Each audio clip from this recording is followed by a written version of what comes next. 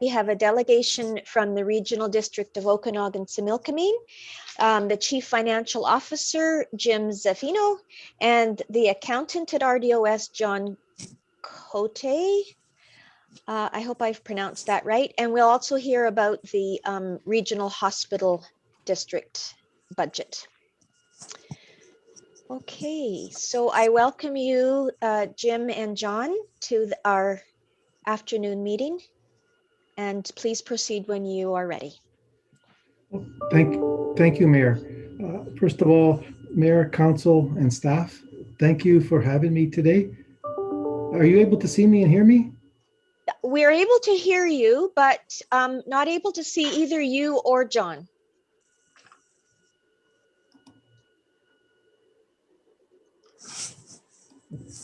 Do I have to do anything to be seen?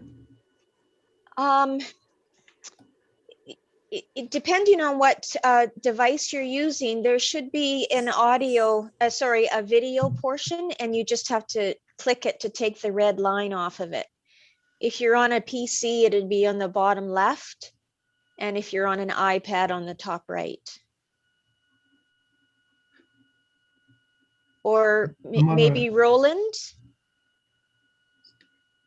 There's something called Start Video, is that it? Yes. Okay. There we go. Wow. Good. I should be in the IT department, maybe. No. So, okay. First of all, thank you for having me. You are the first municipality that I am presenting to, and I have some information for you, a number of slides, but however, I am not going to bore you and read all the slides. I will just give you some highlights, and if I may share the screen now.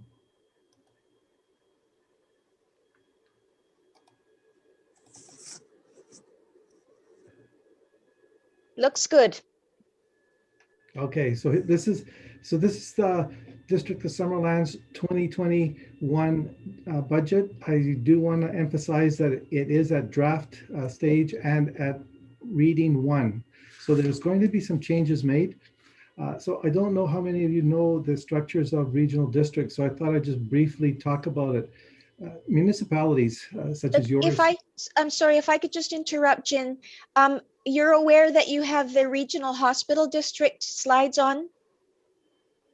Did you want to start with the regional? On mine, I have my own. Hold on. Well, on mine, it shows the regional hospital district slides. Hold on. I've got to make some changes here because on mine, I'm reading the other one. So let me just see what I can do here.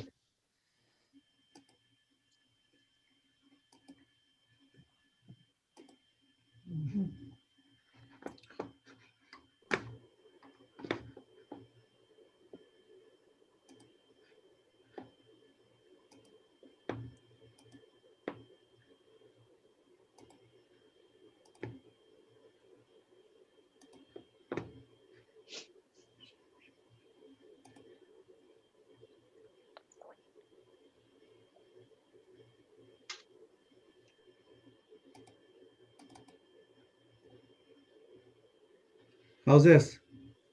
That's got it. Thank you. Okay. We have the same trouble with WebEx. So if I may start with, as far as budgets are concerned, municipalities have anywhere from 3 to 5 budgets. The District of Summerland will for sure have general, water, sewer. You've got an electric utility, so you'll more likely have an electric utility. So you'll have at least 4 budgets and 4 services. Regional districts, in this case for 2021, we have 155 services. So we have to have 155 separate budgets. Each budget, as your water and electric, has to be self-sustaining. So with that, how is the budget started? I started working for the regional district September 28th. I started working on the budget, which I received information from staff in October 9th. And from there, we started establishing a baseline budget.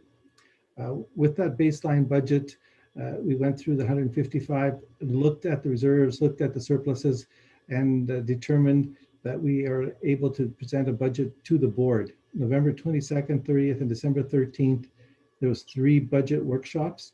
at which time staff listened to the board and made changes as requested.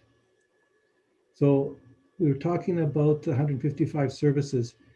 There are a number of type of services that we work with, and one of them is the regional service. Regional services is more, you're more than likely to participate and pay into a regional service than a electoral area. And some of the services you can see on the board, I won't read them all, but there are quite a few. There's a number here, and here's the rest of them. Now, first of all, if there's any questions along the way, just speak up and let me know. I'll stop and answer the questions. So regional services, as I stated, are more than likely going to be paid for the municipalities. The next type of service is rural service. This is just the opposite, where the electoral areas would be more than likely paying the majority, if not all, of these services. And here they are. You won't be seeing building inspection bylaw and pest control, for instance, for municipalities, because you have your own departments and you tax from your own tax sources for these services, but the electoral areas don't. Other services, shared services and local services. A shared service, a good example would be the Carameas Fire Department. They share the service with the Carameas and Area B and G. Where a local service, I'll use the fire department again, Area A for Anacus Mountain, still a fire department, but they don't share it with anyone else, and only those people living in the Anacus Mountain area pay for it. So that's considered a local service. So how does the process go? Some of the things that are important, and it's very similar to municipalities, we have to have a current year budget plus 4 other years, so a 5-year budget.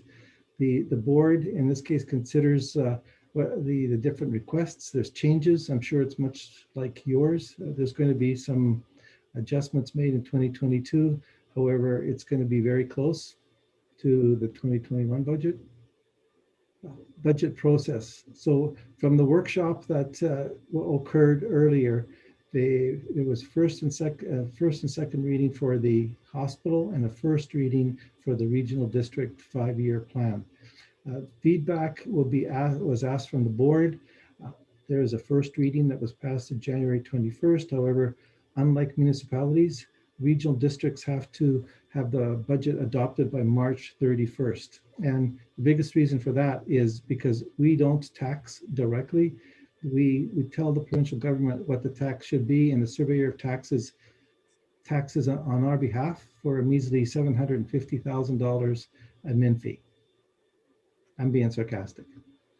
So something unique about each of the municipalities that I pulled out is the district of Summerland comprises of 13.28% of the total assessment for the regional district, and that went down from 13.43.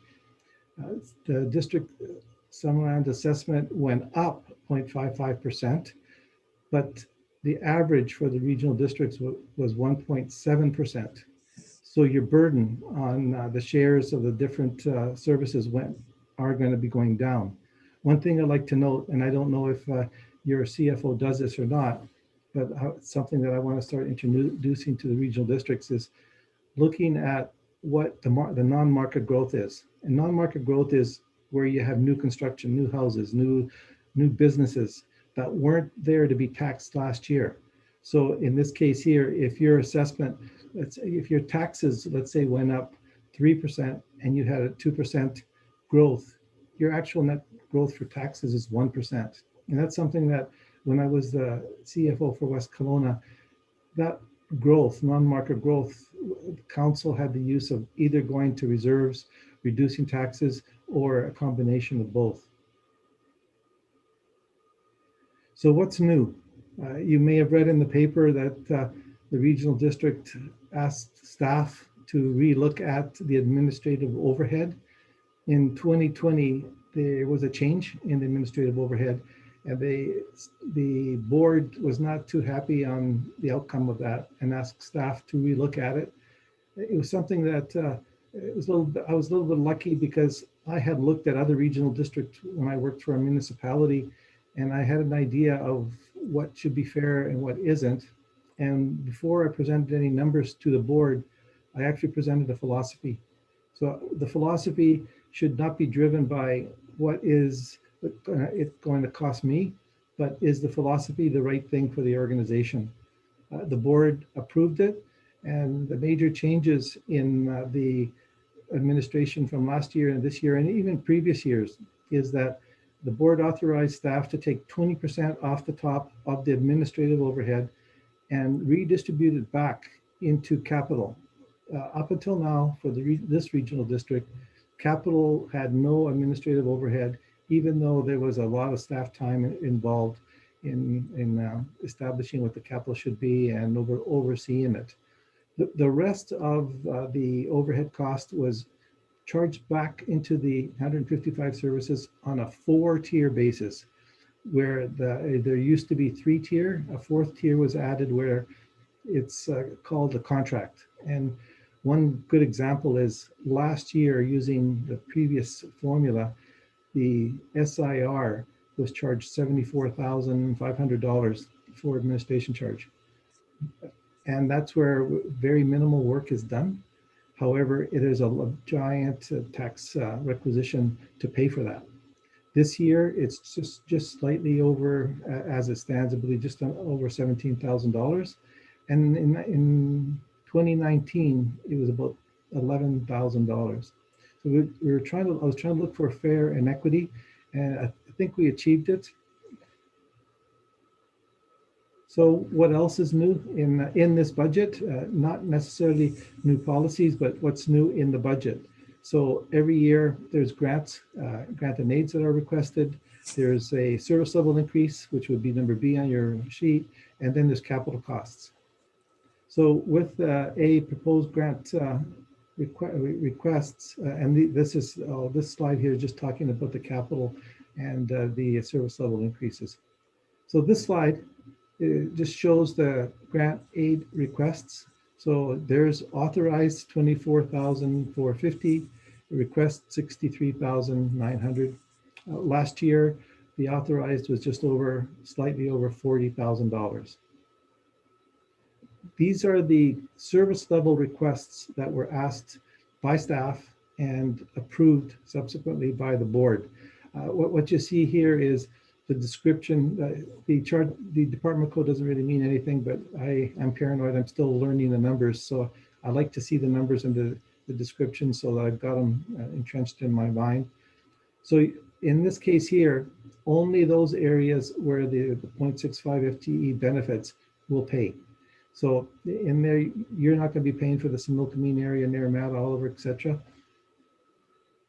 The next request is one full-time FTE, which is a project manager, and they would be working throughout the different areas. And this is where the manager stated the highlights of where they would be working.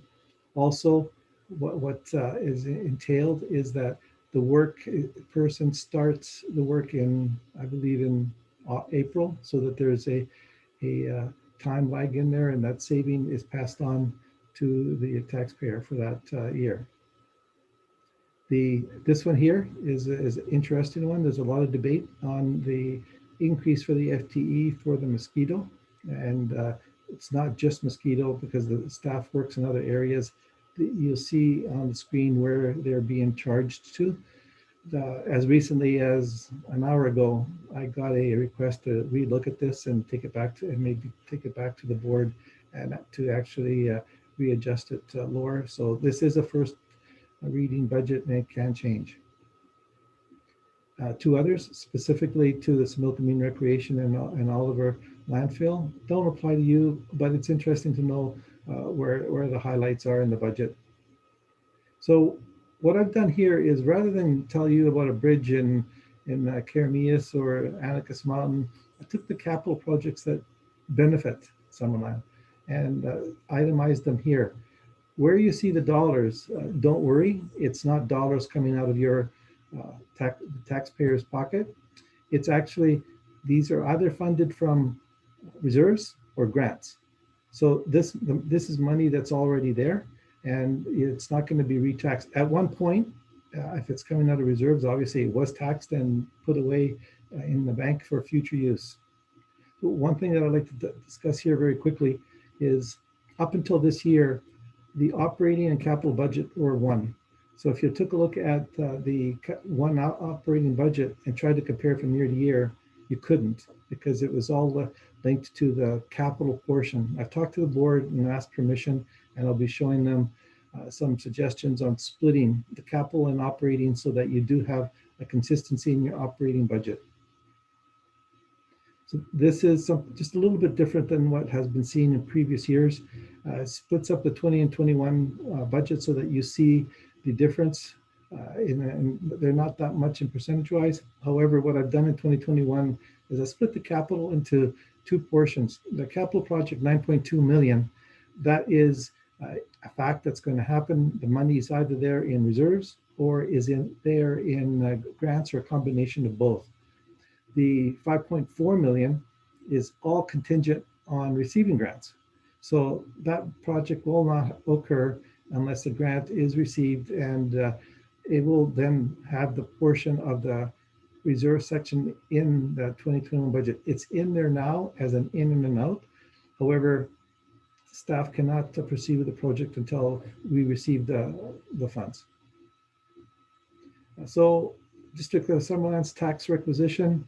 So the overall District Summerland's requisition, ultimately, you're paying $826,000. The tax requisition has increased $8,459 over 2021, which is a 1.03 increase. Of this increase, 7,447 is attributable to the sterile insect release program. And it's important that I want to show that is because that doesn't come from the board.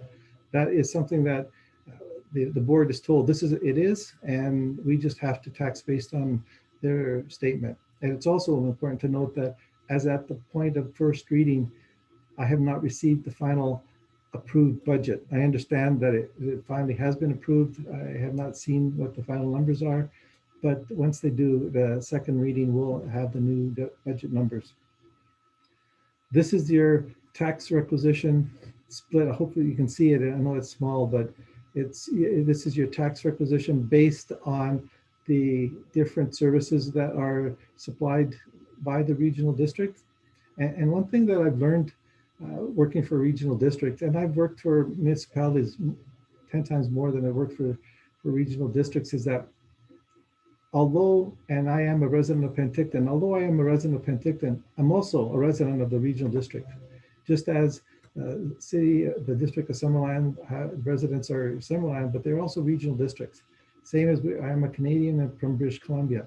So when we say, I don't want to say I'm taxing the citizens of Summerland, Penticton, etc. I'm saying this is the tax that is for the regional district resident. So these are the changes. Nothing material, but I do have it later on, a brief description of what happened in some of the material changes. And this is the last part. Okanagan Basin Water Board, again, no, that's something that the board does not have any say, just as the sterile insect release program. The board is told what it is, and we just have to tax based on that amount. This is a tax requisition for the city, all the municipal cities and the electoral areas. You may have read in the paper an incorrect number that stated that Penticton's paying $6 million for regional district services. That's not true. The municipalities as a whole is paying $6.081 million of the $20.6 million that the regional districts requires to fund the 2021 budget. So this is just a quick pie. I like pies. It shows very graphic how the pie is split. And at this point, what I just quickly want to talk about is where did the major changes come from for the variances? 911 emergency call system decreased in your budget by $78.90. The decrease mostly is because you are bearing less of the burden on the taxes, because that specific service actually went up just over, I believe, 1.78%.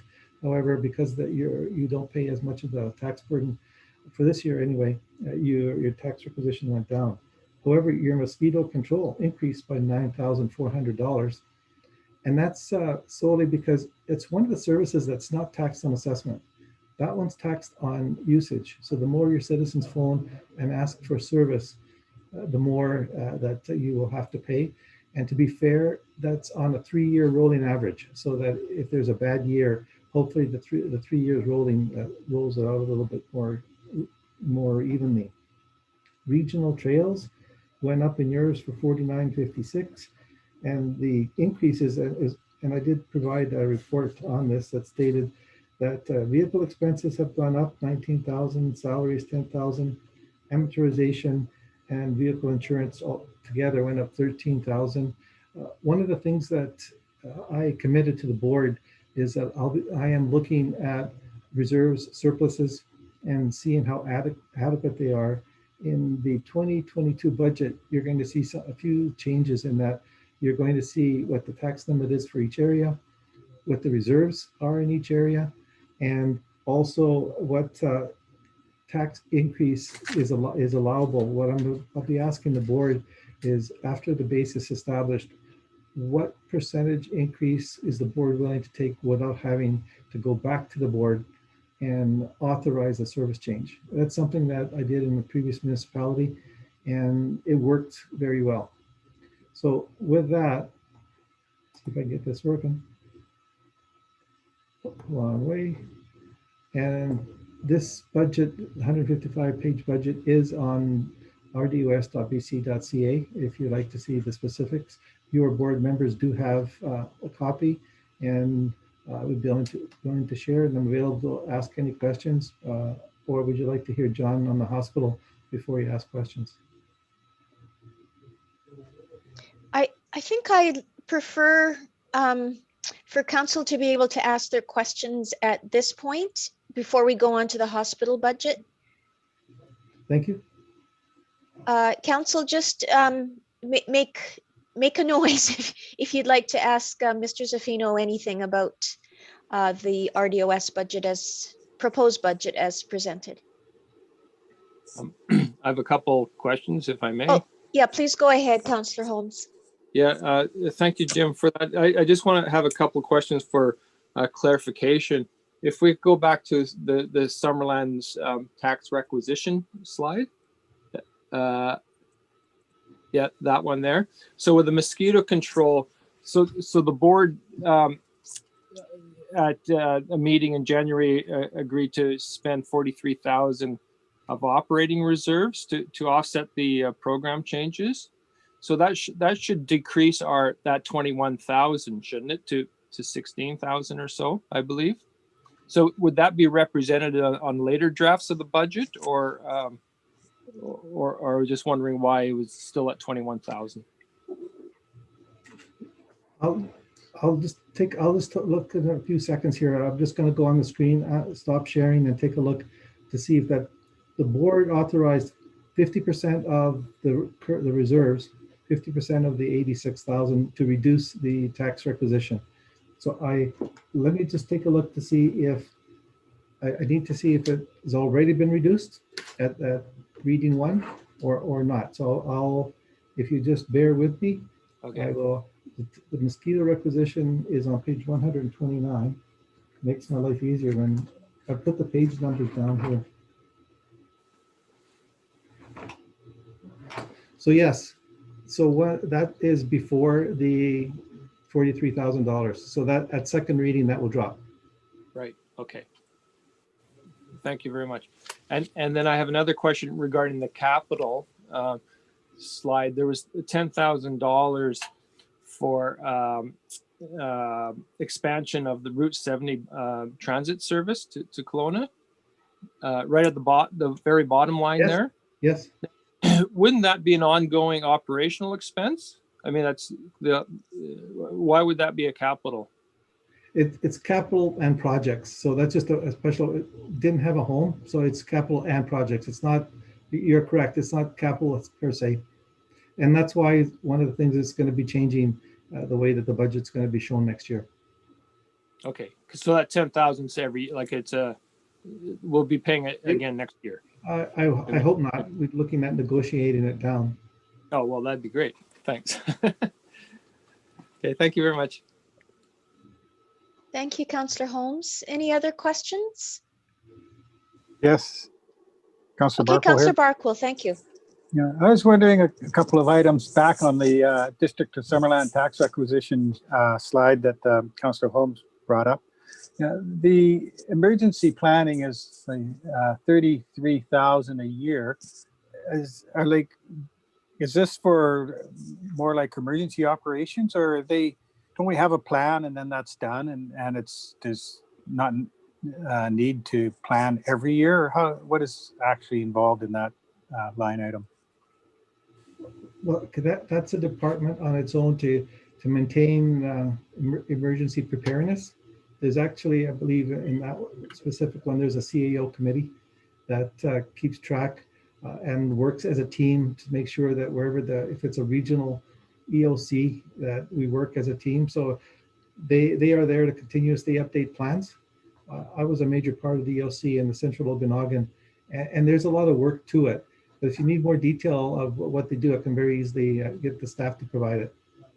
So this is the ongoing, and then if we have a real emergency, the budget item will go up because we'll have like additional overtime and things like that in that department. And yes and no. It would go up, yes. However, if there's a declaration of emergency, it would be recoverable from the provincial government on the overtime portion, not the regular staff time. Okay, but the staff time would be budgeted, it'd be part of the budget. Okay. And how are regional trails, how is Summerland's portion of the regional trails budget determined? Your percentage? I'd have to take a look at the percentage.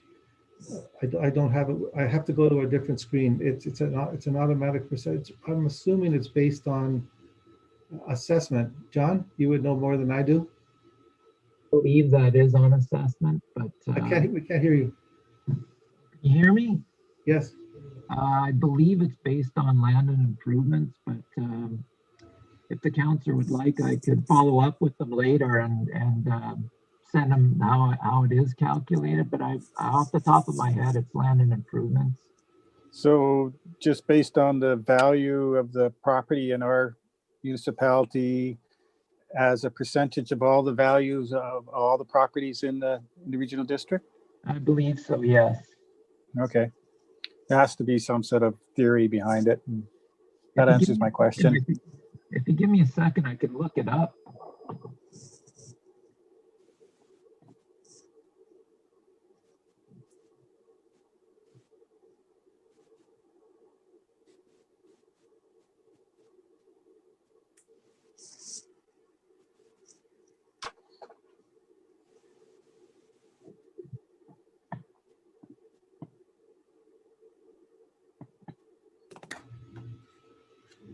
So just sort of while you're looking that up, so some of that money would go to things like the Trans-Canada Trail, I presume, say the problems they've had between here and Princeton and our portion of it and such like that.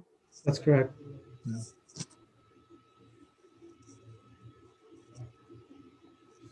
Well, that's good enough for me. I mean, I just wondered what the basis was for how our share was determined. Yeah, I apologize. I can't quite find the calculation here. John's working from home, and I think he's having trouble downloading. Is there any other questions while we're waiting? I have one, Madam Mayor. Okay, just before I go on to you, Councillor Patton. So, Councillor Barkwill, did you want John to continue finding how that percentage is calculated, or are you satisfied with the response that you've received? Sounds like he's determined to find it now. But I'm, I think that if it's our pro rata portion based on the value of the land in assessment, and seems reasonable. Okay, so you are let off the hook if you prefer, John. I will go on to Councillor Patton now. Thank you, Madam Mayor. My question, and I know I asked it last year, but I forgot what the answer was. and it has to do with the general government at $191,313. Can I please be reminded what that all encompasses? The general government would be the supporting of any of the services that are in the top portion. So if you take a look in your tax requisition, starting at 911 emergency to solid waste management, that would be the support of these services. One thing that I just want to clarify is on that new administration charge that the board approved, it directly benefited the municipalities at the expense of the electoral areas. And at the end of the day, when I started looking at the formulas, I didn't know what that was going to happen until because we looked at the philosophy. But the general government is exactly that. It's supporting the rest of the other services. There's another one that you don't see here, and that's called electoral area general government services. That is just the opposite. It's essentially, if you picture a regional district with 2 city halls working for with 155 services. A lot of these services affect municipalities. A lot more affect only electoral areas. So it's trying to keep track of the services and who pays for them in as fair a way as possible. And I believe that it's a start with the way that we changed the administration charge. Last year, for instance, there was no administration charge on wages, which benefited the electoral areas and hits you. And this way, it's now there is administration on salary, and it's fair right across the board. Okay, thank you. Madam Mayor? Yes, Councillor Barkwell. So is our portion of the general government expense determined on the basis of, say, our portion of the total budget? It's based on the total budget for general not the $20 million plus. It's based on the budget that's assigned to the general government. So I'll just go to it right now. It's on page 92. And then it's calculated on your assessment.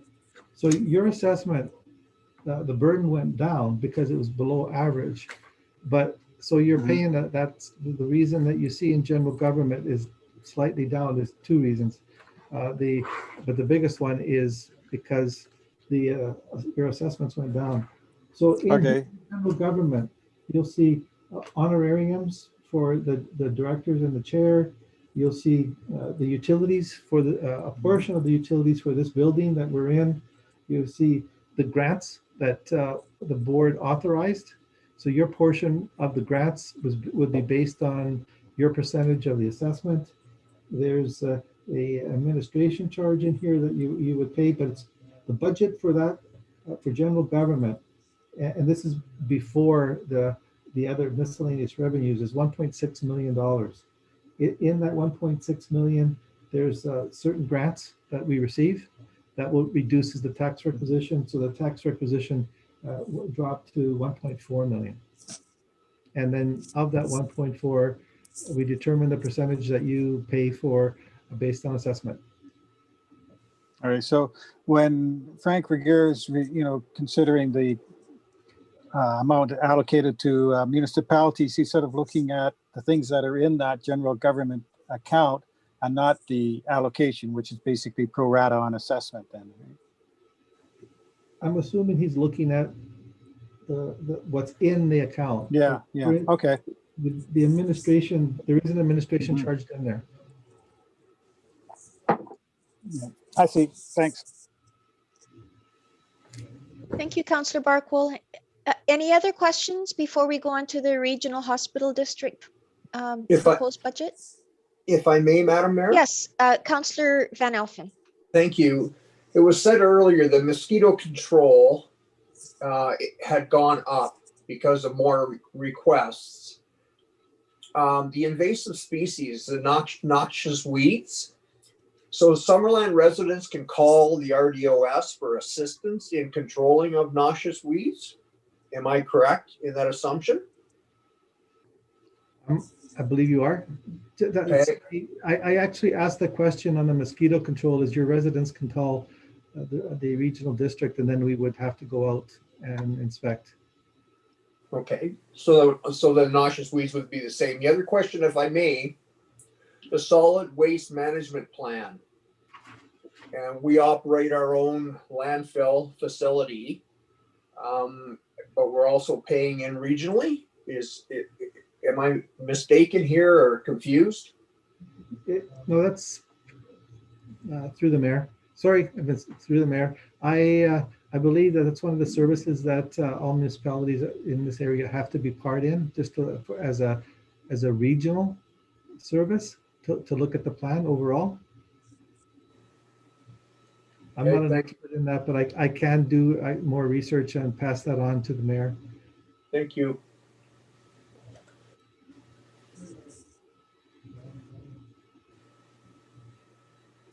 Okay, I've got homework. Any other questions, council?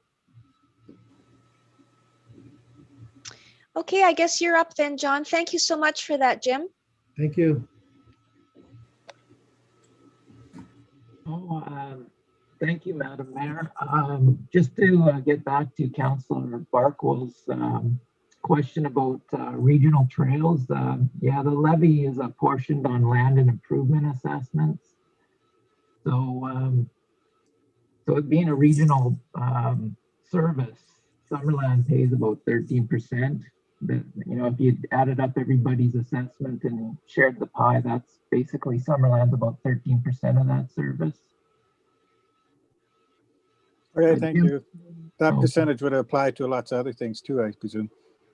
Yeah, like general government as well. You're probably around, but in regional trails, Penticton Indian Band doesn't participate. So your percentage on that service might go up a fraction or two.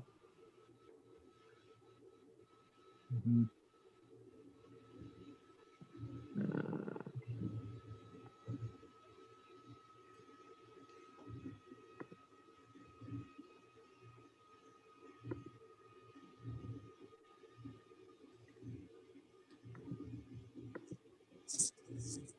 Okay, Madam Mayor, can you hear me okay? Yes, I can hear you and I can see the slides on our screen. Okay, good. Thanks.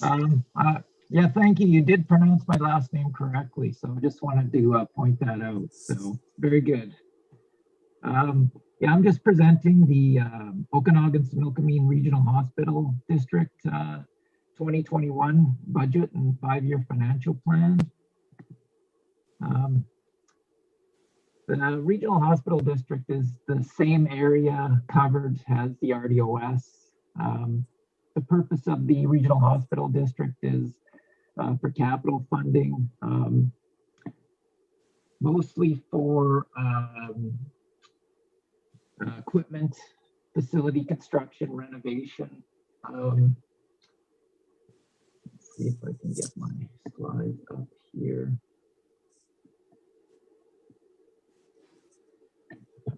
Typically, the Regional Hospital District funds about 40% of Interior Health's capital budget for the region. And currently, the budget sits at second reading. And right now, the provisional budget is set at $15,228,286.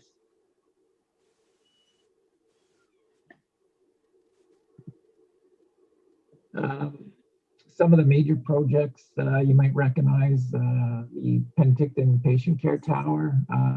Currently, the construction phase of the tower is pretty much over. They might still be working on deficiencies. Our share of the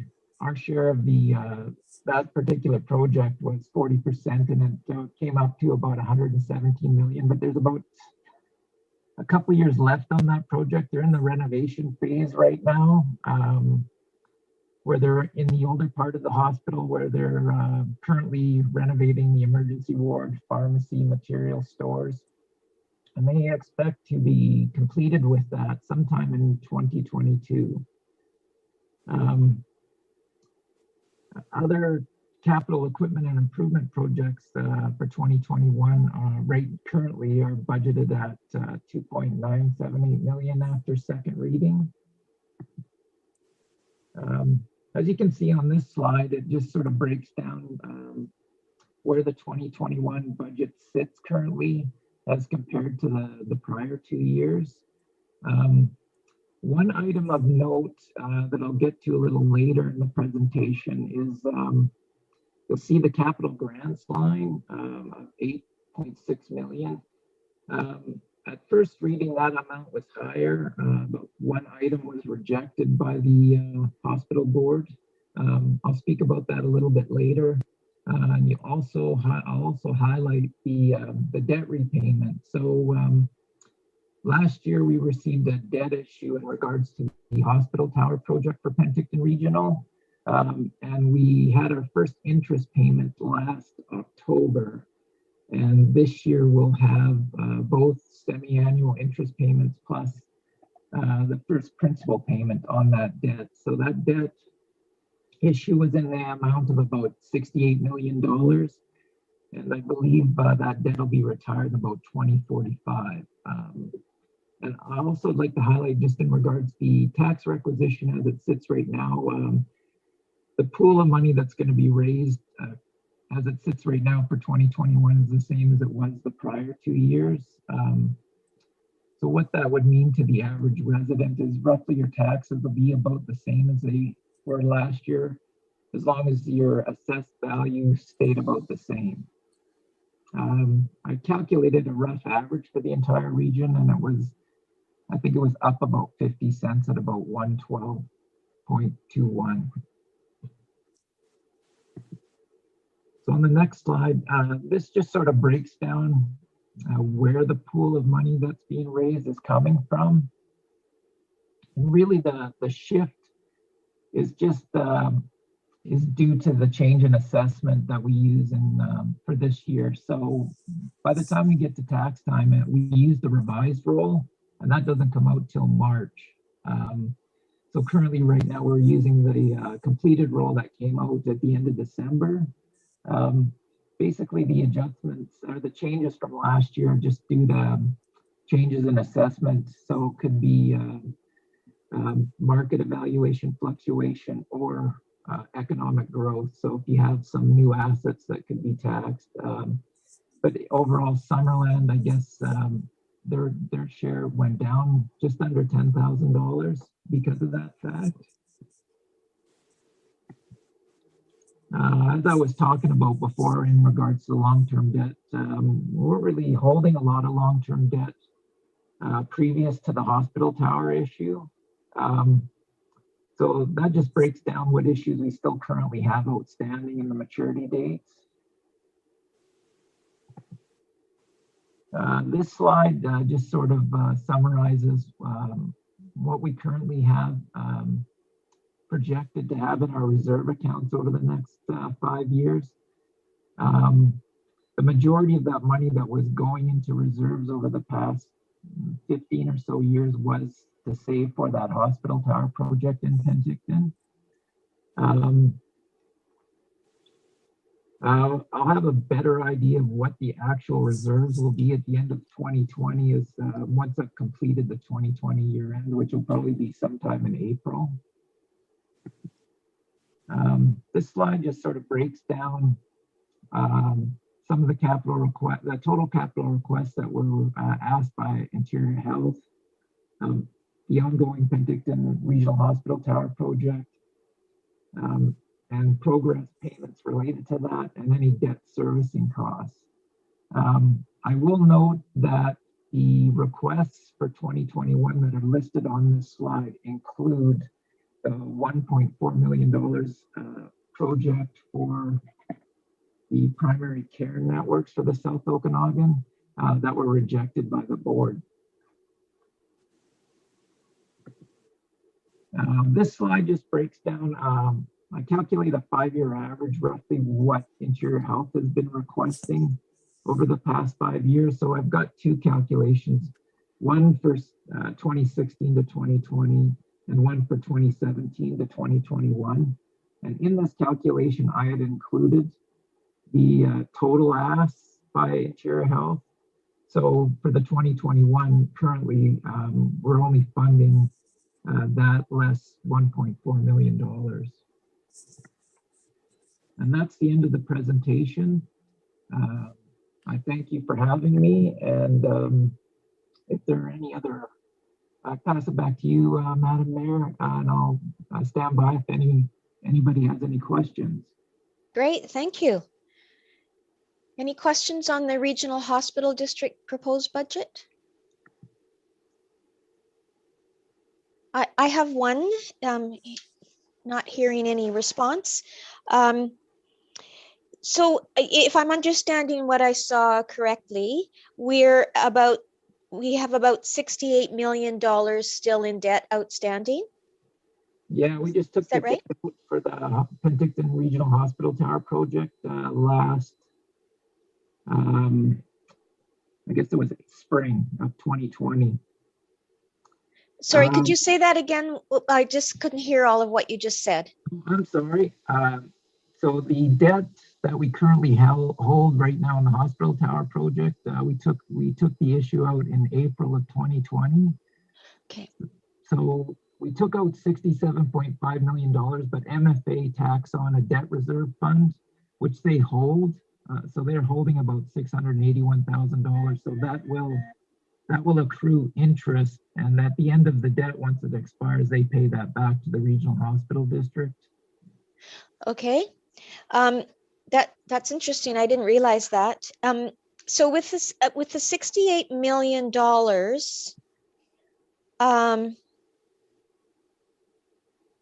did I just hear you say that that's all for the tower, or does that include the phase 2 work that's currently underway? Well, that's the entire project. So Okay. So we may need to borrow a little bit more money at the end of the project. I've still got to do some financial planning in regards to that, but it would be no more between, I think the maximum we might borrow is about another 10 million, but we may not need to borrow any. I just have to, once I'm done the 2020 year end, I'll have a better idea of what our total reserves will be and Okay. be able to project out, do we need any more money to finish financing that project, because we were trying to do about a 60-40 split between debt and reserve contribution. Okay, and then my final question, these are all related as you can tell, is are you able to tell us what the percentage is, I mean, kind of roughly, how much of that debt is phase 1 still, and how much of it is phase 2? I probably have to do a little homework on that, Madam Mayor. Yeah, that's okay. I would say the entire $117 million project would probably be about 80 for the tower and 20 for the, that's my guess, 75, 25. I think I'm just sort of rattling off the top of my head. Okay. They do break it down between the ambulatory care tower part and the renovations to the old part of the hospital. Okay. So, but that was part of the entire project cost of 117 million. So of that, right now we've borrowed 67.5 million, and we may need to borrow another 10 million. So, but like I said, I got a little bit of work to do this spring to figure out, you know, if we'll need any more debt in regards to that project. Okay, good. Thank you for answering those questions. You're welcome. Any other questions from council?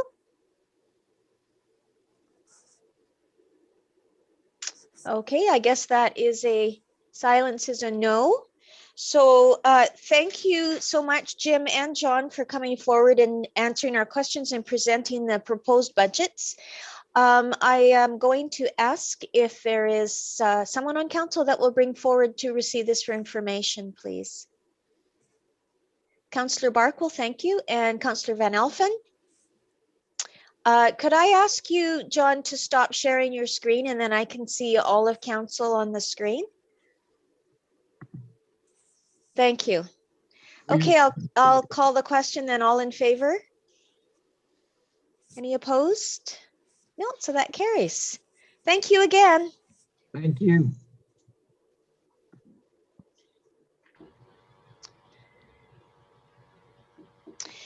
Okay, so on to the first of two public opportunities to speak, and I don't have anyone on my speakers list. Is there anybody new that has contacted you, Karen? There is no one on the line, Mayor Boots. Thank you. Okay, thank you. So, business items 7.1, perpetual slide borehole monitoring results, and this will be introduced by our CAO. Thank you, Your Worship. So as you know, we have the report back now from the initial results on the borehole monitoring wells. And as you'll have seen in the report, the results have provided information that the slide area is not appearing to be moving as quickly as once perhaps was thought. We do have the consultants with us today to provide a short presentation and provide some opportunities for questions from council. The report also summarized our actions from the original 2015 study and those recommendations, which was a Golder report in 2015. You'll recall that we have engaged an engineering firm now to provide design options for what to do with our water main in the immediate vicinity of the perpetual slide area. And the preliminary designs will be completed this month, and then we'll be back to council for decision making at that time on that item. So at this time, I'll turn it over to Chris. Thank you, CAO. So I'd like to introduce Glenn Rutherford and Carlin Horkoff from Golder to go through the presentation on the borehole and monitoring project that we've completed to date. Following that, I'll just open it up to council for any questions on that piece, as well as any of the other information regarding the water main design or the other recommendations from the 2015 report and the progress that we've moved forward with on those items. So with that, I'll turn it over to Glenn and Carlin to go through the presentation on the boreholes. Thank you, Madam Mayor, councillors, and staff. We've put together a kind of a short presentation, and I'd like to get my colleague, Carlin Horkoff. He'll be presenting, and then we'll take any questions that you have. Thank you. Excellent. If I could just be allowed to request access to share my screen.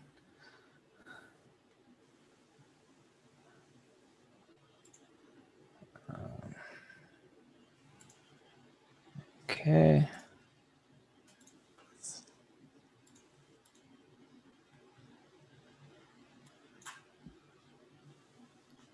Excellent. And everyone can see that okay?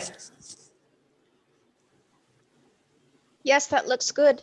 Excellent. Okay, so yes, we like to just do our best to explain in the simplest terms possible what we've been doing to study the perpetual slide site. So this presentation is kind of intended to provide a brief overview of the investigation work, the monitoring, and the instrumentation that we have installed at the site.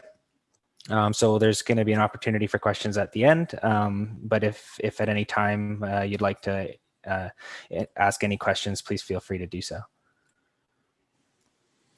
So as a site overview, this is the perpetual slide site. We've got Cannon View and Paradise Roads. The golf course is down here, and we have Trout Creek at the base of the slide. I guess notably, we've had two water main breaks, one in this area, and then one was reported in this area, just for reference. So a little bit of background information on Golder's involvement in the project. In 2015, we did a desktop geotechnical and hydrotechnical study on the site in order to try gather information on the scope of the perpetual slide and its potential impacts. So this was a completely non-intrusive program.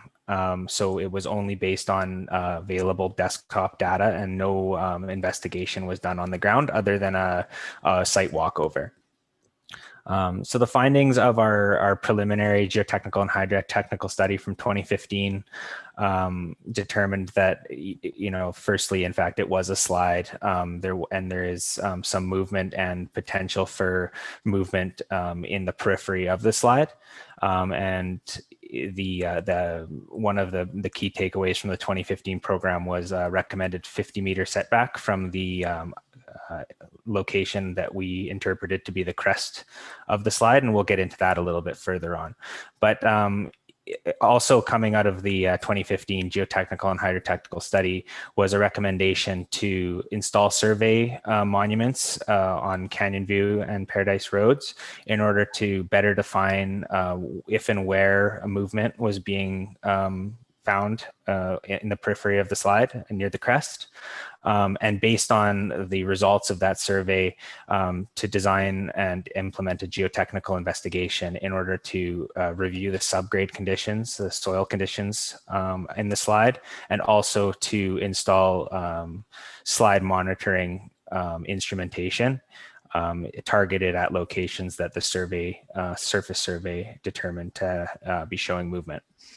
To that end, in January 2018, we, Golder, undertook a geotechnical investigation comprising 4 boreholes and instrumentation in each one of those boreholes in order to monitor slide movement, but also monitor fluctuations in groundwater, which is often a trigger or a driver for slope movement.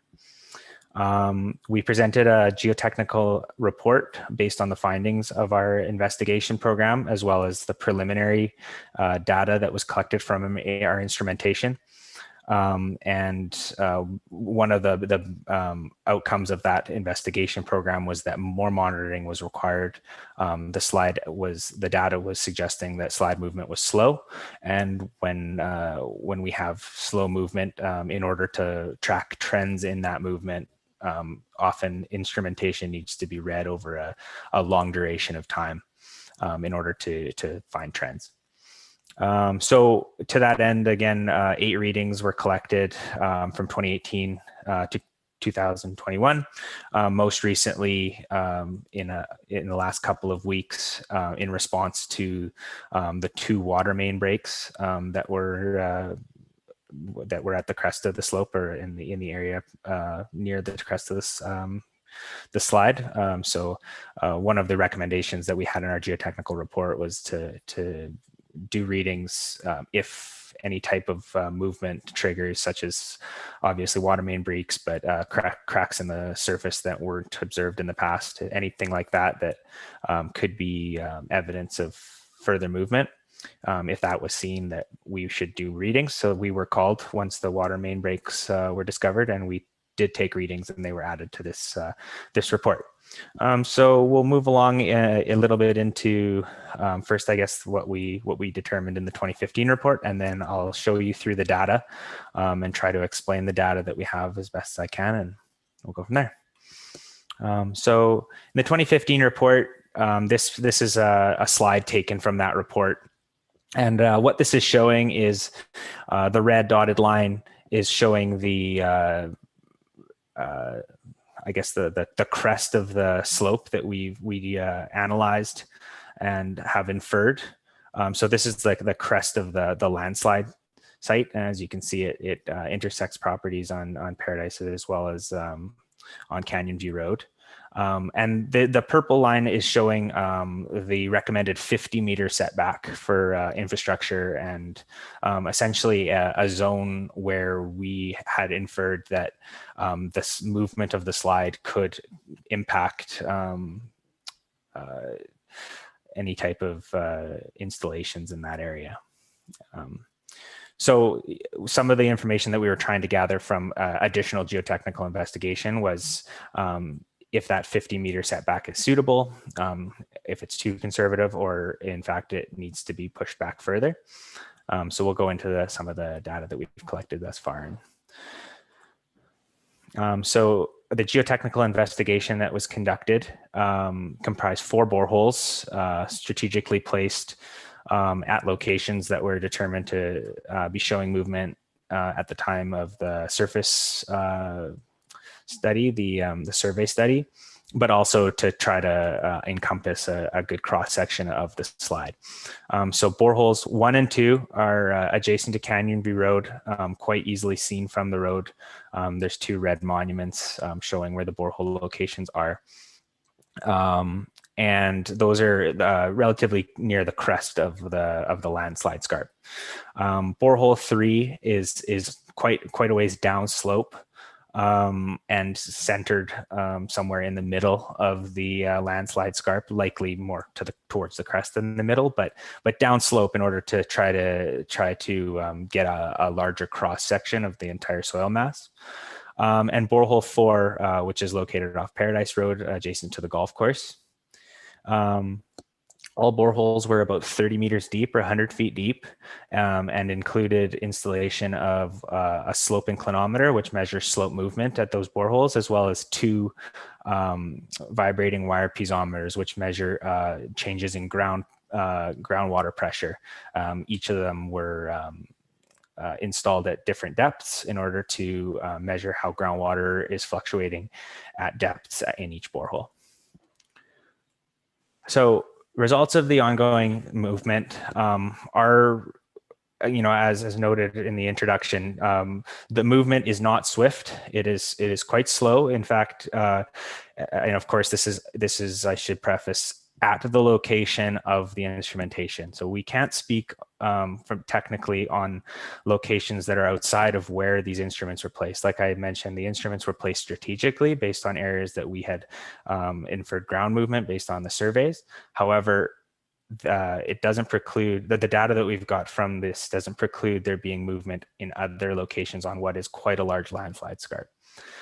But in the 4 locations that we do have considerable monitoring since 2018, we've seen less than a total of 10 millimeters of cumulative displacement of the instrumentation. So very small amounts of displacement.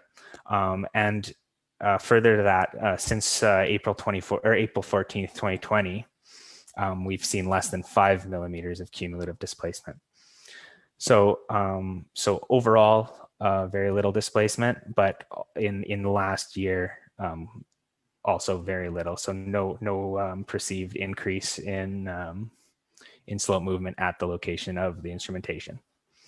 We've also haven't observed any correlation between fluctuation in groundwater and the results of our slope inclinometers. So in the locations of our instrumentation, we haven't perceived any indication that groundwater is what's making the slide move faster or slower. So I'll try not to get too deep into this, but I did want to just present, this is some of the groundwater data. So when I'm saying we're not seeing any considerable fluctuations that are tied to slope movement, I'll just go through one. So this is in borehole 1, we have an upper and a lower vibrating wire piezometer. So we've got one at 12.9 meters deep and one at 28.9 meters deep. So about 100 feet deep.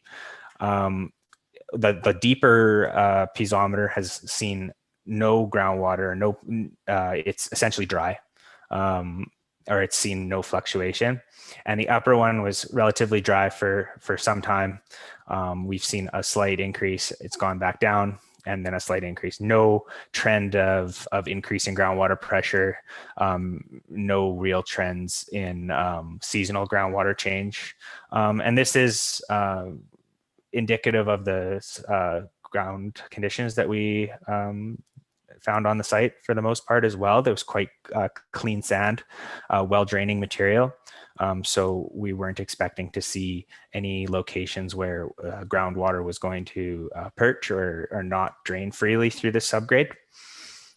So if you consider it like what water does on a beach, that's very much what we found in the boreholes for the most part. So, I mean, each line by line borehole and vibrating wire piezometer, we just found that for the most part dry. And when they did have groundwater, we didn't see any increase in slope movement. And there was also no massive fluctuations or trends in the groundwater. So this is the data that we retrieve from our slope inclinometers. So essentially, the inclinometers in lay terms are pipes in the ground, and we measure how those pipes are moving. So the pipe movement is obviously correlated to slope movement. If the slope moves, it's taking the pipe with it, and we're able to use our instrument to measure how much displacement that pipe is having over time. So cumulative displacement is in the A and the B, same with incremental displacement A and the B. So the A direction is one we'll focus on for this presentation. This is the direction of the expected slope movement. So anyone who looks at the landslide, it's pretty clear that essentially it's moving south towards the creek. So this is the A direction in this case. So what we're seeing here, this is borehole 1, A direction, and cumulative displacement. So cumulative displacement is the sum of the displacement at each reading interval, starting at 0 and going up. What we're going to see is displacement starting at about 18 meters below ground surface, but we're talking very small amounts of displacement. So this is 10 millimeters here. So this is the most recent reading in 2021, and here are the readings at the start. We're seeing at maximum 7 or 8 millimeters of cumulative displacement in borehole 1. The incremental displacement this is also in borehole 1, will show us the displacement at each fixed point. So it's going to help us see if at certain points in the depth of the borehole, we have a trend of like a slip surface or a spot where it's moving most. We're seeing a little bit here in the kind of 16 to 19 meter depth range. But again, it's on a 0 to 5 millimeter scale. So very small amounts of movement. That's at borehole 1, which is quite close to the location of the most recent water main break. Borehole 2, in the same sense, obviously it looks to be a trend of movement, albeit very slow movement, less than 10 millimeters of total movement since we began reading this in 2018. Notably, and I'll get back to this a little bit later, we typically interpret movement very close to the bottom of the borehole to indicate that there may be movement below the final depth. So these inclinometers, we target deep holes like this one at 100 feet deep in order to try to drill past and install past the slide so that we have a fixed point of no movement. It's looking like, because we have movement so near the bottom, that there's a potential that the slide may actually be moving below this installation. But I'd like to get into that just a little bit later. Again, incrementally, we're seeing just a little bit of movement, not even really in a sense movement that could be interpreted to be because of the slide. It could very well be from temperature fluctuations and changes in the pipe, installation noise, and the error in the instrument. It doesn't necessarily suggest movement in the slide until we see 5-10 millimeters of movement. It's difficult to interpret it as anything but potential error in the instrument. So we, again, a slow trend potentially, but nothing dramatic. Borehole 3, and you might recognize borehole 3. This is the one that's centered near the base of or in the middle of the landslide. It's downslope from borehole 1 and 2, quite a ways below the roadways. It's showing discernibly no movement in either like cumulative total movement or in any section at any depth. We're seeing no movement in that instrument since the 2018 monitoring started.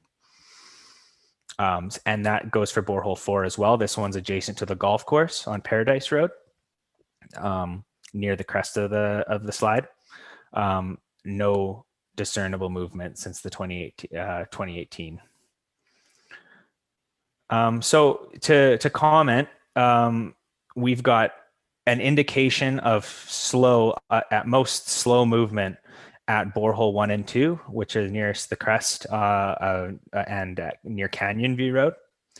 And really no discernible movement outside of instrument noise and error in borehole 3 and 4.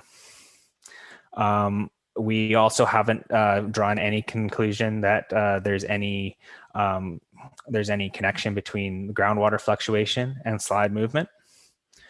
But one thing that we do and we are starting to watch is that the data is beginning to suggest that instruments 1, 2, and 3 may not be installed to a sufficient depth in order to have reached a point of like a fixed point below the slide scarp.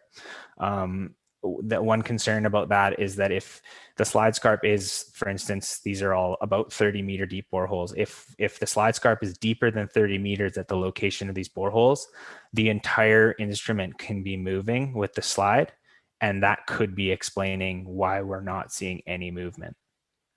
If the entire pipe is moving it and there's no fixed point below that's keeping it, that's showing change, we could just be reading the pipe and it could be fully moving as well.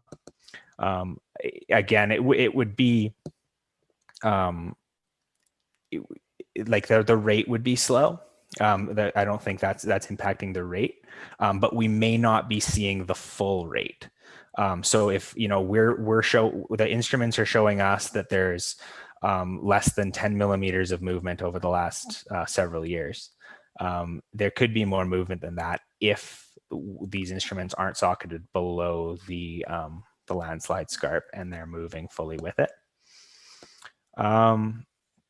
So as far as the recommendations in the 2015 report regarding the 50-meter setback, we recommend that stay in place, and we expect that there could be, as noted in the 2015 report, there could be distress to infrastructure within that 50-meter zone of influence. But we don't recommend any additional changes than what was recommended in the 2015 report, which is to consider moving infrastructure that's within that influence zone, and it sounds like that's being explored already. As far as our instrument reading program, because the instruments are showing so little movement month over month or even year over year, we recommend that we, and this was noted earlier in our report, we recommend that we only monitor instruments in times that changes on surface are noted or observed. And we can check the instrumentation to see if there's been any considerable fluctuations. But a program such as monthly reading program isn't recommended at this time, because we don't expect we're going to be seeing large enough changes month over month to warrant that. And a final recommendation based on the most recent data that we've collected, noting that there's such a small change in our downhole instrumentation regarding the slide characteristics.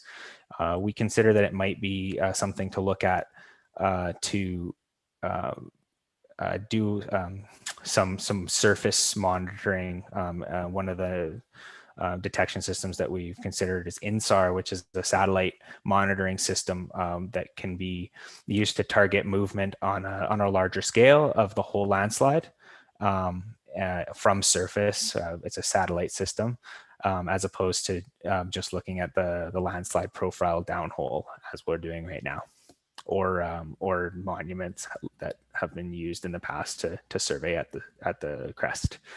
So an INSAR system would look at the entire landslide and give snapshots of total landslide change over time, as opposed to targeting the specific locations that we are right now. The other reason why we're talking about INSAR now is that there has been kind of a betterment of the systems, increase in technology, and an overall reduction in the cost of such data. over the past 5 years. So it's now becoming a little bit more economical to look and use that data than it was before.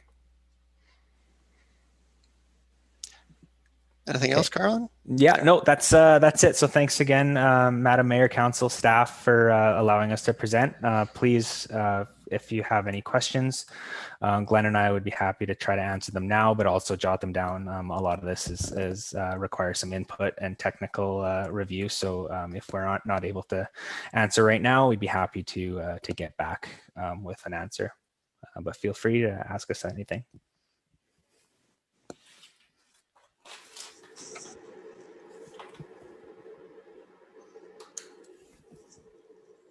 Hello. You'll have to stop sharing your screen. Actually, I can see everyone now just because I've changed my screen a little bit. So Councillor Barkwell, do you have a question to start us off with? Sure, I'll get it going. Okay, great. This satellite topographical measurement system that you referred to, they're saying is cheaper, but just exactly how much are we talking about? $10,000, $100,000? How often would we do it? Can you give us any idea there? Yeah, I can speak to that first, and then I'll let Golder speak as well. So we're currently utilizing this technology on one of our dam structures on Headwaters Dam 1 this year. We just started the process with them, and we've asked the company that we're utilizing to give us a quote for the perpetual slide area. So once I have those details, I can bring back that option. But basically what it does is that they can go back 3 years with the satellite data and give us a sort of a 3-year history on an area as well. And they take hexagonal area prints all over the area that you define, and each side of the hexagon is 9 meters in distance. So it's about a 300 square meter or 300 square foot dot and sort of pattern that they can look at over this area, and they can give us up or down fluctuation measurements over a period of time, and they can go monthly or quarterly or annually, moving forward as we wish. I can say that I believe for one of the dam structures, it was in the order of about $20,000 to $30,000 for the year to be monitoring that. So it is definitely, there is a definite cost associated with that, but we will get the specifics for the perpetual slide area and bring that back to council for consideration. So Glenn or Carlin, I don't know if you guys have any experience with it as well that you can add to that answer. I guess the only thing was that it prior to kind of very recently, it was much more costly than that, and so we weren't considering it previously. It's starting to get more reasonable, but it may not be prudent to spend that unless you can start seeing significant changes in the surface, and then after that you get some data and analyze it, and then you can look at the overall patterns of change, and that may help you make future decisions on that kind of development boundary and how the process of the slide is moving.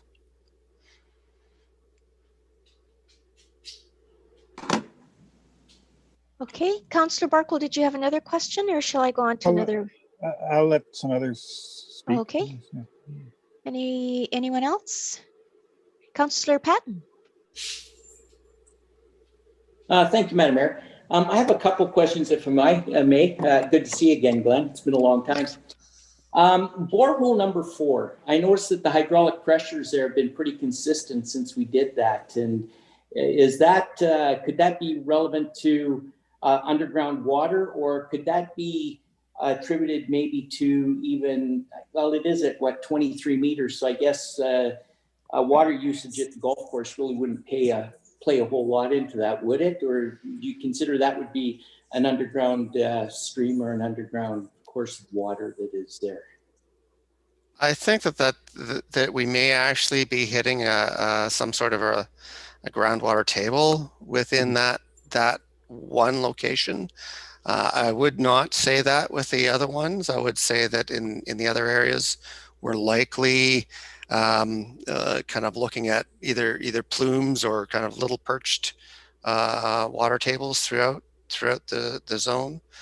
But in that area, I think that it's probably a groundwater table, and we're not seeing a lot of fluctuation.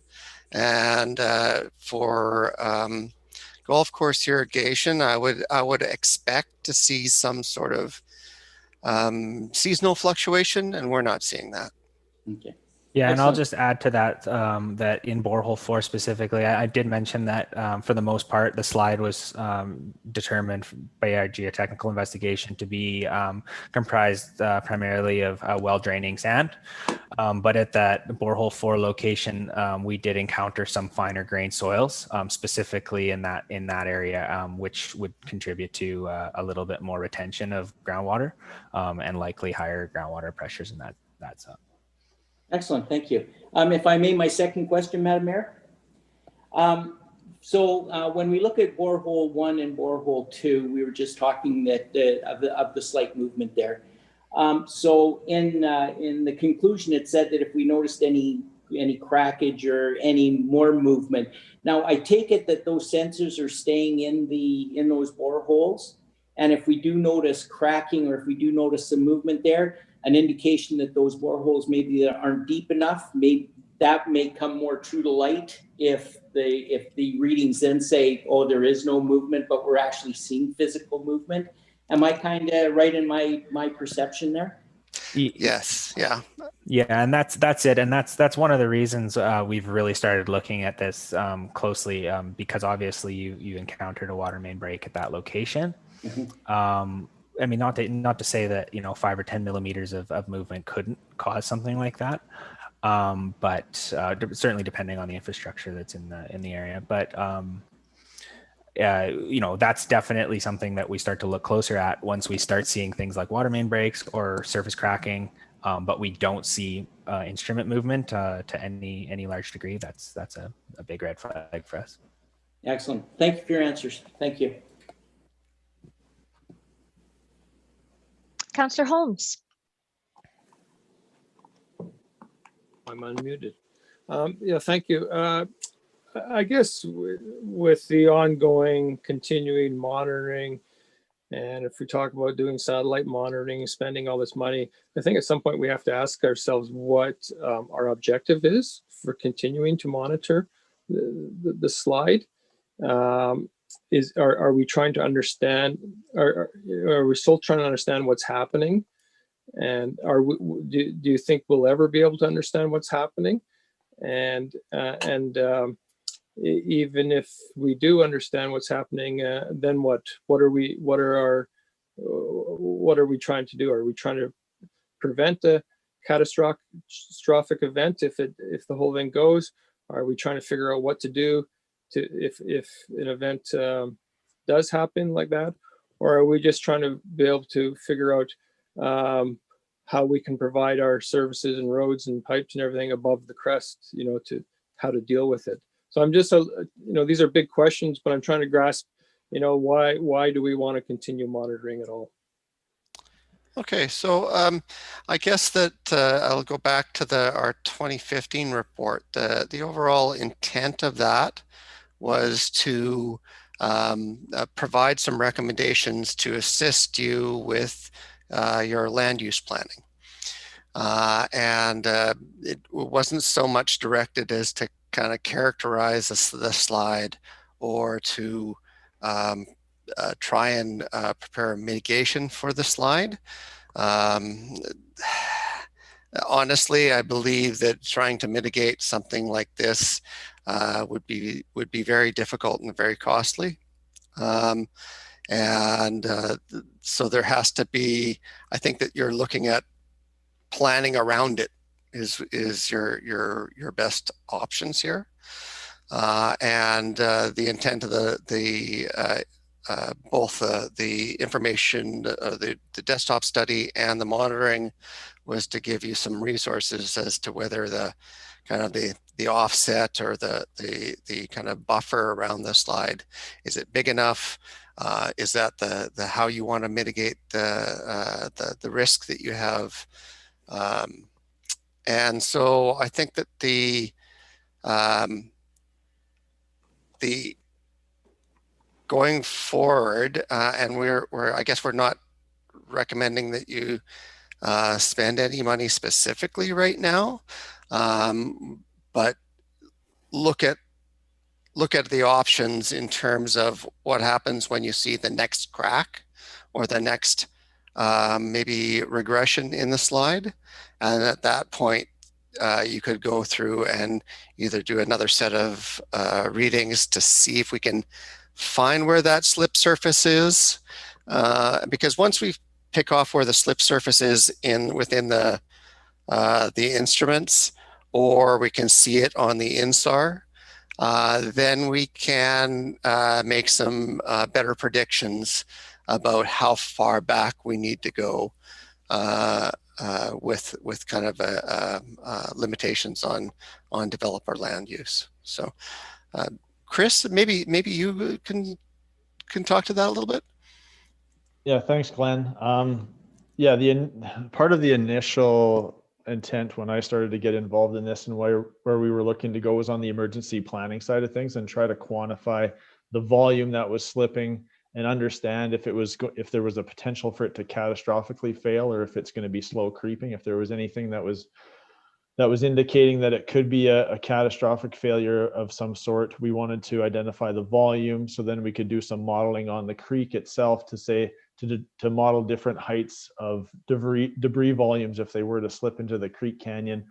What would be the potential water that would be damming behind it? What would be then the potential downstream impact if that were to breach, and go through that process? So that's likely part of the planning that we're going to be pursuing at some point in the future. So if we have any data from this that would give us an idea on volumes and on potential heights of material, that's what we would utilize this for.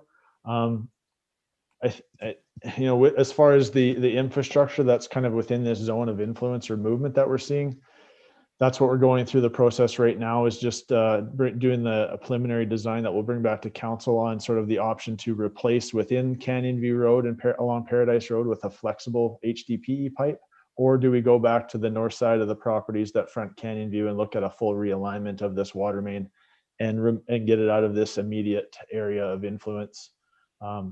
So we'll bring that back with the pros and cons and costs to council to get some direction to move forward on a detailed design and construction of one of those two options here in 2021. Talking though to some of the residents in the area, there definitely there's anomalies that are happening also upslope of this of Canyon View and Paradise Road and the area towards the creek. Like upslope, they're seeing areas that are potentially heaving and just differential movement. And some of the irrigation users up there have noticed they've had almost simultaneous breaks at different points on their fields within the same day that sort of are unexplained other than ground movement. So there's obviously something here. And if you're trying, so that's where trying to understand it to the point of stopping it from happening or mitigating it is probably, you would just be chasing that continuously. But we may want to look at some level of broader assessment to actually understand better what's moving in this whole general area, not just between Canyon View, Paradise, and the creek. So sort of a few different moving parts, but one is to get the emergency planning process going. One is to get the replacement or realignment of the infrastructure complete so that we can mitigate any leakage from our system that may be contributing to this slide. And then look at the land use and the water use in this area, and if there's any bylaws or measures that we need to put in place to mitigate those.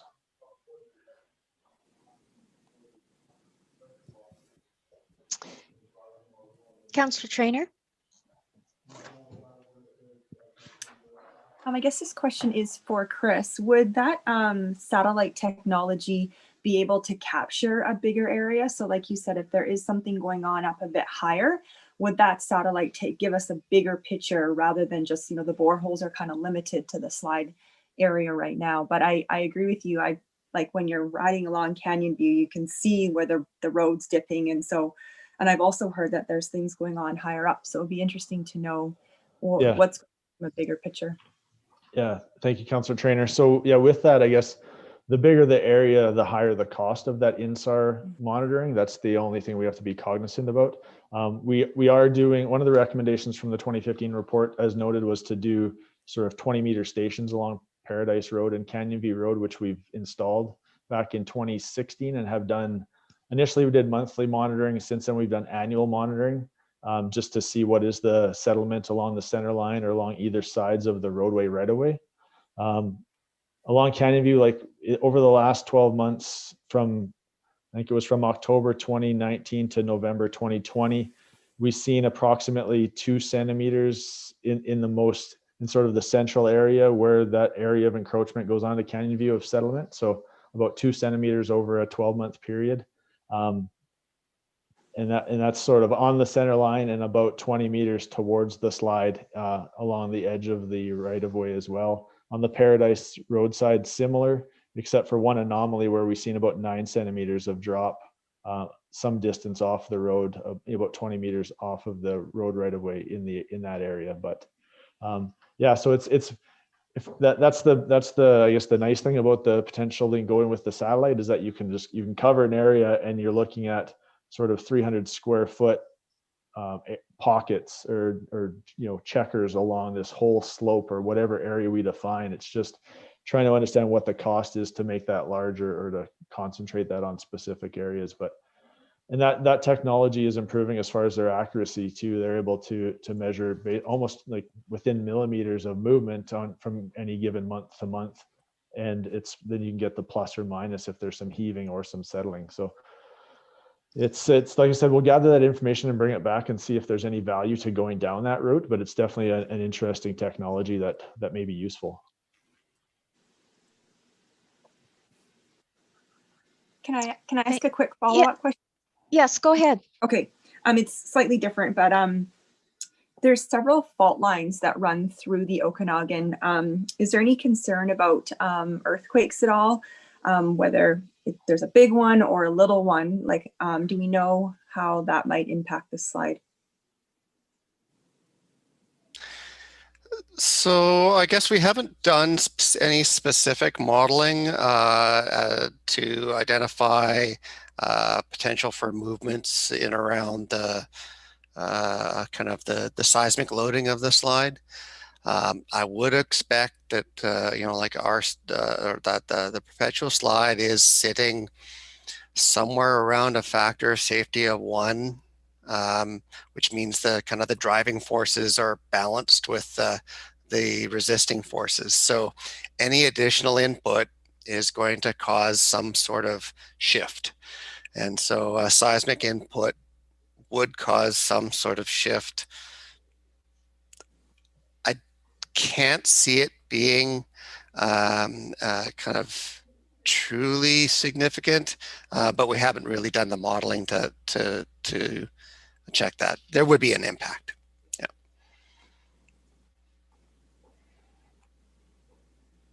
Thank you. I have several questions, and one of them was related to seismic activity. So I'll start with that one, and then I'll keep checking back to see if there's other questions of council. Have you, as Golder, have you had any history of seismic activity in that particular area where the perpetual slide is? There is ongoing seismic activity throughout the Okanagan Valley. It is generally kind of smaller or kind of relatively localized seismic activity.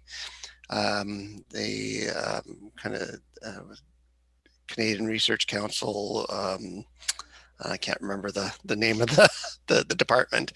They do monitor it on a regular basis and post results. I think if I recall correctly, the most prominent activity that we've seen in the last kind of decade or so is usually centered in around Elkhart Lodge area, and very deep. It's like at the kind of 10 to 20 kilometer depth range. But you know, which means that typically is kind of a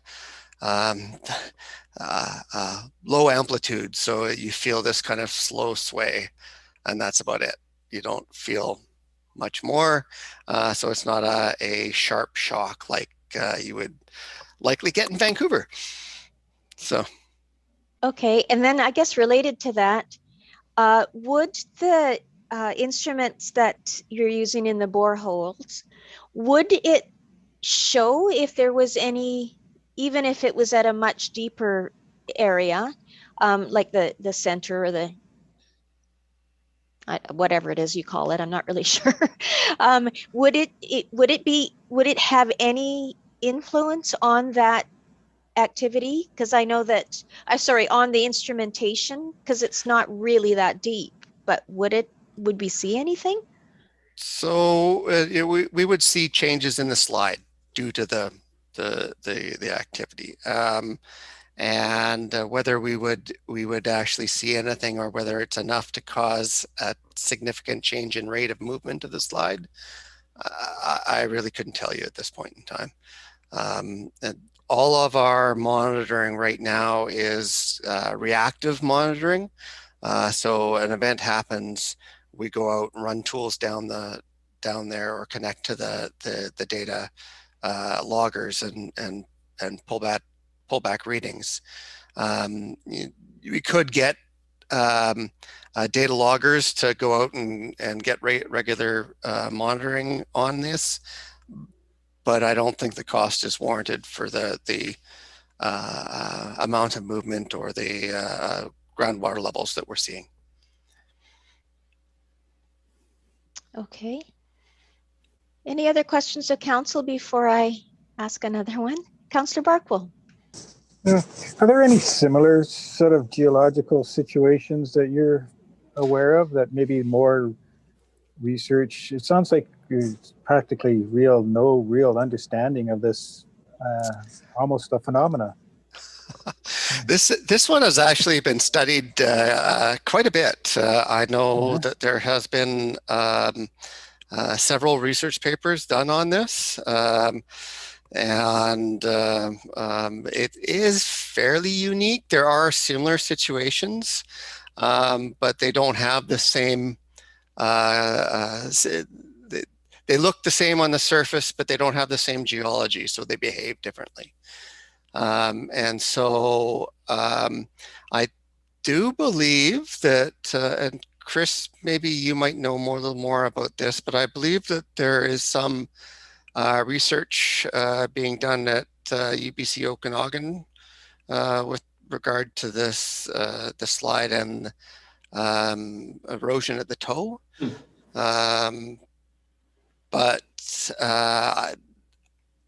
And I know there's been other papers on this, and it's just so big that it's really expensive to fully characterize it, and so no one's really done all that work. Yeah, just to add to that, the UBC did have they had a group of students, or a few master students, come out one year, but that was back in, I think, 2017. And since then, we haven't been aware of any additional research or investigation that they've been doing in this area. But there was the one thesis that was on the area in the 70s that we're aware of and have on file. But yeah, so since then, there hasn't been anything that's been any in depth from the university side of it.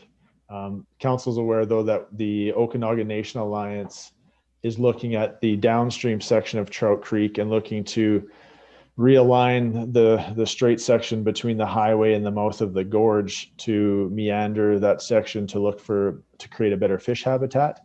And part of that design work is to understand or mitigate the siltation that's coming from the slide. And so they're incorporating a sediment basin at the start of that area as it comes out of the mouth of the gorge. but they're interested in working with us to see if there's any way to mitigate the actual introduction of the silt into the creek at the perpetual slide, and if there's any way we can mitigate it, or if catching it before their meandered section is the only way to deal with it. So yeah, we're continuing to look at options, but yeah, part of it is the water. It appears to be the water coming through and pulling material out. It's also the erosion at the creek and just the makeup of the material at the toe of the slope, that it'll continually be eroded away by the creek, just by the nature of the soils there. So it's an ongoing challenge that they're involved in looking for a solution as well now.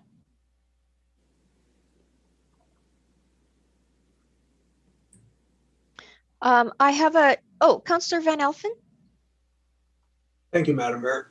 A quick question through to Chris. Do you know if the pond is lined at the golf course? Yes, Councillor Van Elfen, it is. Okay, thank you.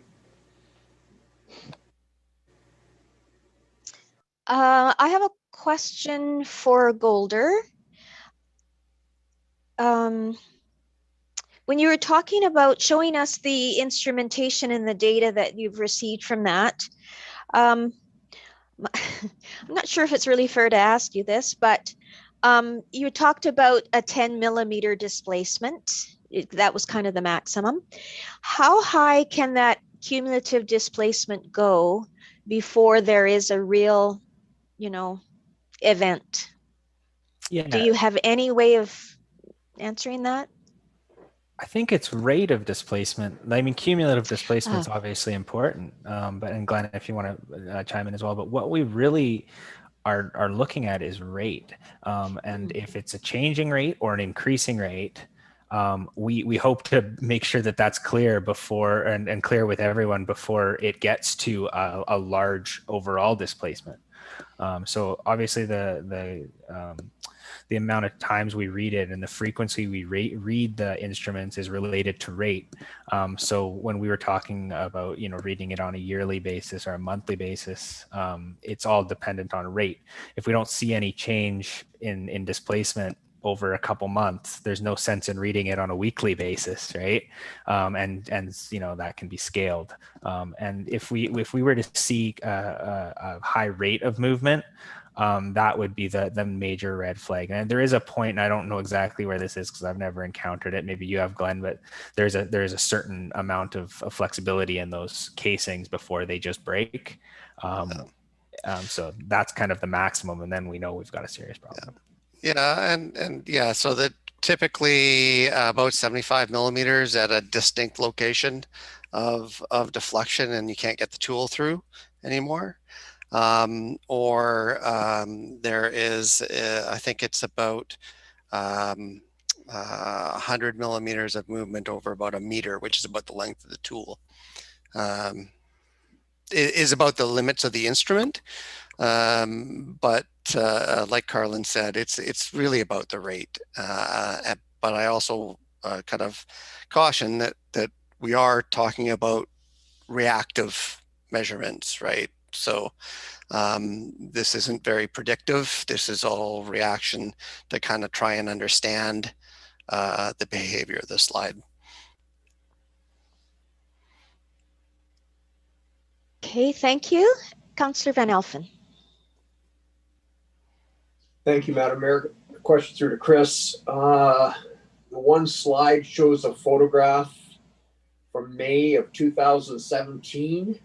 Do we have anything more current than that, or could we get something more current, or is there any change?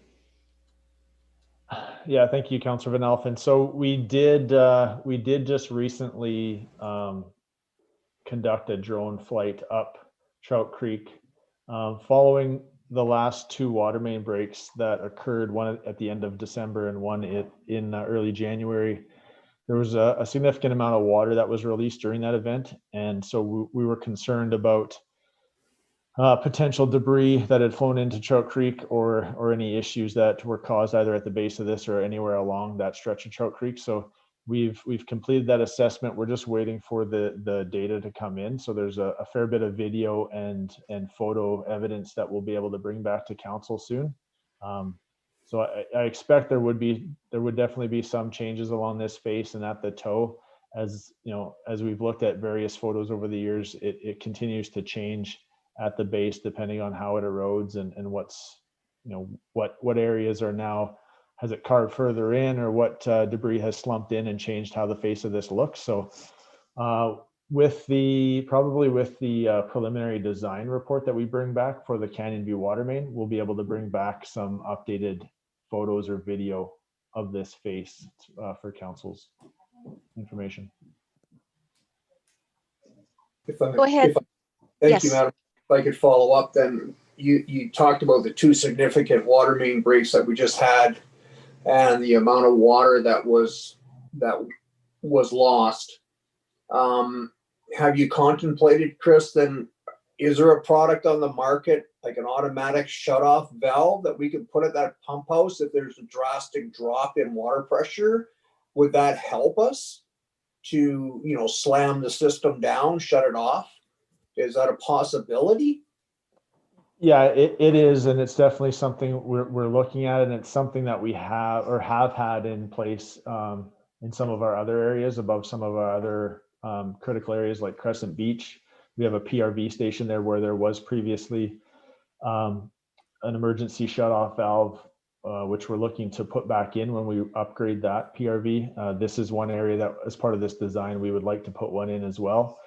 You do run the risk of during either a fire event that we need to be in line with the fire department to ensure that when they go to use that and increase the flow in this over a short period of time, it doesn't shut off on them.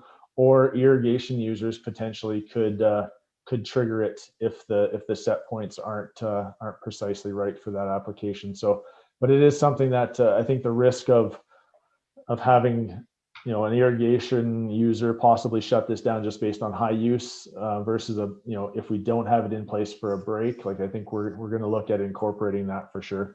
One of the other things was just operational error, and so we've worked through procedures and alarming changes at the pump houses to ensure that both the water and the works department are being alarmed and notified of any changes to the pumps or the flows coming out of these 2 pump stations in the perpetual slide area, so that we have the two of the on-call operators responding in tandem versus only one, to help reduce the chance of a significant water loss like we had in December. Good, thank you. Okay, I'll ask another question then. Related to the land use measures that were outlined in the September 2016 or 2015? 2015 report, thank you. Are there any structures within that 50-meter setback, I guess, whether they're public or private? Yes, there are structures now? within, yes. Okay, so the recommendation was not to stop that policy of allowing more infrastructure in those areas? That's obviously up to council, but yes, we're saying that the risk is there that that area could be impacted. So, and do we know if within that area, within that 50-meter setback, if there are any fire hydrants in there? I'll have to go to Chris. I don't believe so, no. Okay, good. You don't really need that extra water. Other questions? I think I just have one more. No,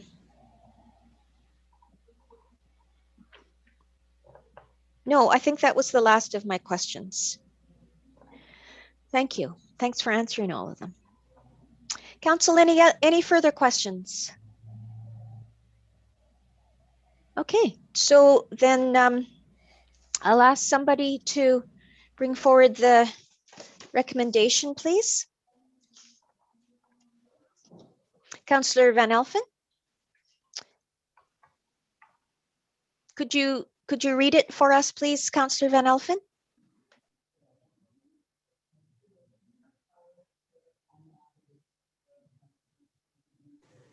Can't find it. Sorry. That's okay. Councillor Trainer, do you have it up there? Oh, I've got it Sorry, now. you, okay. That's- Councillor Trainer, you're on mute. It's a bit of a gong show right now, isn't it? Sorry. It's okay. You go, Marty. Okay, thank you, Councillor Trainer. That's the staff report, perpetual slide update and borehole monitoring results be received for information. Thank you, Councillor Van Elfen, and Councillor Trainer, you're seconding that. Sorry, I just wanted to, I think that when we're doing this on Zoom, and if people are watching, I think it's important, especially important really, to read the recommendations so that people are not going back and forth between this, that, and the other. I know it makes it more difficult for us, but I think it's important to keep on with that continuity for anybody that might be reviewing this at another time. So thank you for that. And any further discussion? Okay, I'll call the question. All in favor?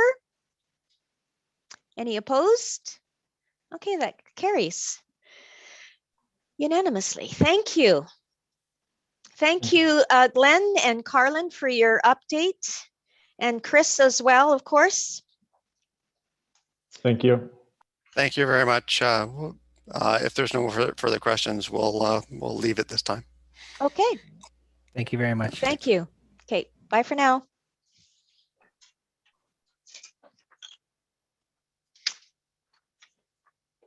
Okay, so, Councillor Trainer.